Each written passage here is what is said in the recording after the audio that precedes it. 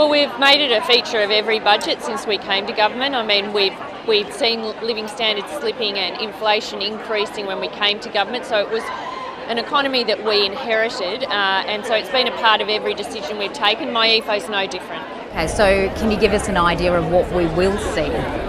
Well, I think you'll see a continued approach through our economic plan. So we're looking to find savings, looking to make investments where it makes a difference, trying to provide cost of living relief, but not making the Reserve Bank's job harder. You will see a continuation of that approach. Targeted measures to certain groups, for instance women, or more energy relief to the wider community? Are those things you're looking at? Well, there's some of the measures that we've put in place before, so we're assessing all of those as we finalise MYEFO. I mean, in relation to women, we obviously, through our own processes, have a gender analysis of every decision we take at budget, so that when we are making those decisions, we're understanding the impact on women.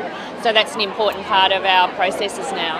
Total public demand through federal and state government spending was up considerably by 2.4% in the 3 months to September. How is the government going to fight the charge that it's the reason why the RBA hasn't issued a rate cut? Well, I guess we would respond with how the bank has responded, which has said that is not their main concern in the economy, that an acknowledgement that governments need to spend and in those priority areas. I mean, I don't think anyone would want to see wasteful spending, but where you're targeting those essential services, health, aged care, NDIS, cost of living relief, that there is a role for government there. And I would say, we've all been talking about this narrow path, which doesn't mean a lot to most people, but it's essentially how do you drive down inflation and keep people in work.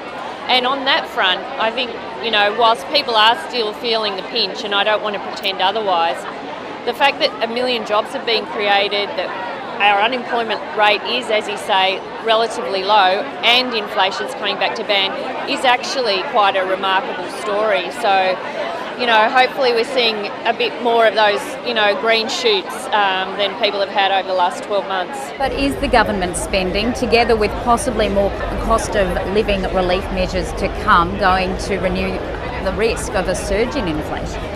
Well, we're very careful with the decisions we take. I mean, it's not only the amount you spend, it's the quality of that spend as well. It's the timing of that spend and it's where it's going.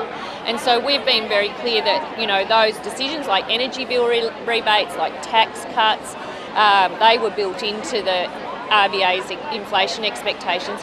But that where we are making decisions, it's not adding to the inflation challenge. If anything, it's reducing it. So our childcare investments, again, taking a bit of a sting out of the inflation numbers. So again, that's the approach we'll take in MYEFO and before. I think it's a responsible approach, but acknowledges that people are doing it tough and they expect their government to help them. And you're resigned to the likelihood that there will be no rate cut before the election? Well, that's a matter for the bank. I know people out there are watching this carefully. I try not to get in and step on the toes of the bank. They're doing their job, we're doing ours. Will there be a budget? MYEFO will move seamlessly into the March budget. That's when it's forecast. I mean, in a sense, it's an ongoing piece of work. It never seems to stop. Katy Gallagher, thank you. Thanks very much.